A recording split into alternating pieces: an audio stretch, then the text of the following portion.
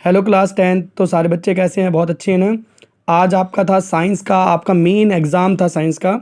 और मेरे पास सेट है 1।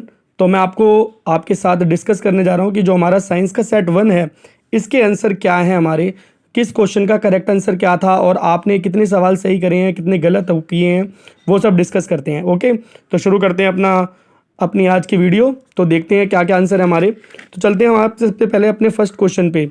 ये कह रहा है कि sodium bicarbonate dilute hydrochloric acid के साथ रिएक्शन करता है। आपको बताना है कौन सी गैस बनेगी। तो आपका इसका आंसर जो है वो है option number C, carbon dioxide. Option जो सी है वो आपका बिल्कुल सही है। सेकंड में बोल रहा है पोटेशियम आयोडाइड है, लेड नाइट्रेट है, इनको मिक्स कर दिया है। इनसॉल्युबल सब्सटेंस आपका एक बना है। केमिकल रिएक्शन जो हुई है वो कौन सी है करेक्ट।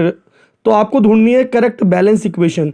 तो आपका ऑप्शन नंबर बी जो है वो बिल्कुल सही है। इसका आपका बी इसका करेक्ट ऑप्शन है। थर्ड, एक मेटल एक्स है, रिबन एक्स है, उसे आपने जलाया, डेजलिंग बहुत तेज़ी से वो जलता है, वाइट ऐश बनती है। आपको बताना है ये एक्स और वाई क्या है।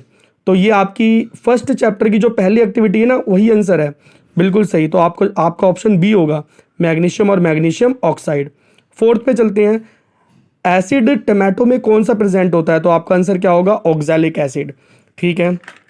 फिफ्थ पे चलते हैं, सोडियम हाइड्रोक्साइड हमारा एल्कली है, जबकि फेरिक हाइड्रोक्साइड जो है वो नहीं है। तो इसका रीज़न ये है कि सोडियम जो हाइड्रोक्साइड है वो बेस है जो सॉल्युबल है वाटर में, लेकिन फेरिक ऑक्साइड जो है वो नहीं है, इसलिए। तो आपका ऑप्शन नंबर बी क्या होगा, बिल्कुल सही होगा। आपको बताना है पानी की हार्डनेस को कम करने के लिए हम वॉशिंग पाउडर का यूज़ करते हैं ना।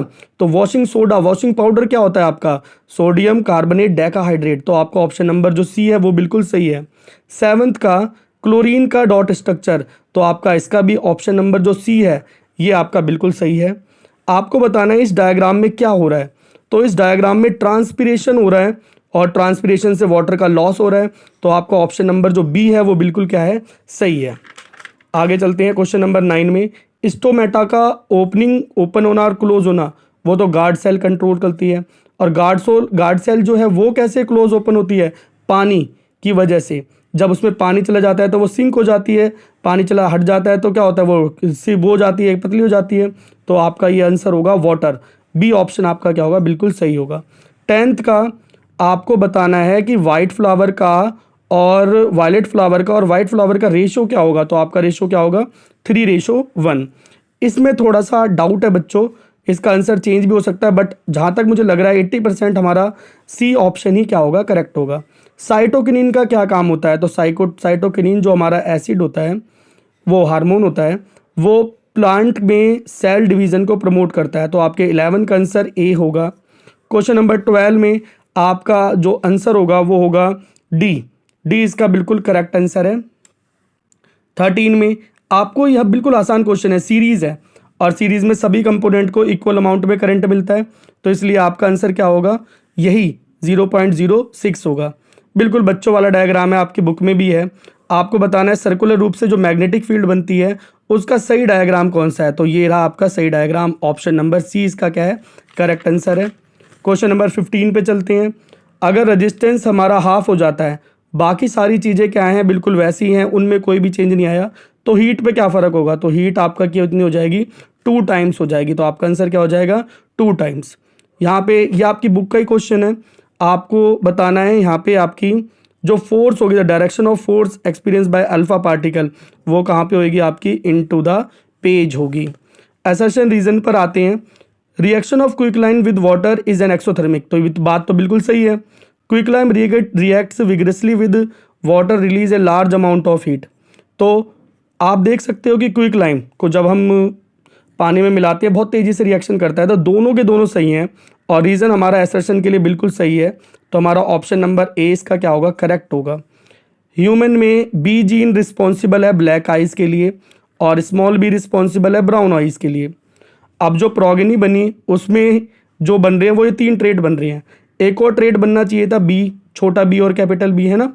और जो हमारा ये ट्रेट होगा, ये ट्रेट रिस्पॉन्सिबल नहीं होगा ब्लैक के लिए, ये ब्राउन को शो करेगा। ठीक है। तो हमारा जो रीज़न है वो हमारा असर्शन जो है वो फॉल्स है, ये हमारा सही है। तो इसका ऑप्शन नंबर क्या होगा आपका? डी होगा, डी ऑप्शन। रीज़न हमारा ट्रू है, असर्शन हमारा फॉल्स है। 19 पे चलते हैं। 19 का हमारा विली जो है वो स्मॉल फिंगर लाइक इस प्रोजेक्शन होती हैं जो ब्लड में रीच होती है, तो बात बिल्कुल सही है। यहाँ पे आप ध्यान से पढ़ेंगे तो वो न्यूट्रिएंट्स को एब्जॉर्व करता है ना कि डाइजेशन ऑफ फूड के लिए करता है, ठीक है।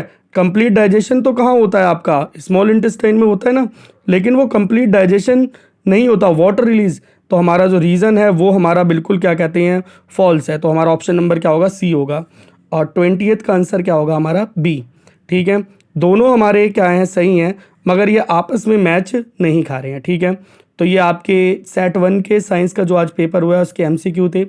आशा करता है आप बच्चों का पेपर सबका अच्छा गया होगा, सारे बच्चों के आंसर बिल्कुल मैच कर रहे होंगे मेरे से, ठीक है। मेरे साथ बने रहेंगे, मेरे चैनल को सब्सक्राइब कर देना, और आप सब बच्चों के बहुत अच्छे नंबर आए इस पेपर में, ठीक है। और अब मेरे साथ बने रहेंगे, ठीक है। तो अब दूसरा सेट भी अभी मैं लेके आता हूँ आपके लिए, तब तक सारे बच्चों को good luck for your bright future. Okay बच्चों, बाय।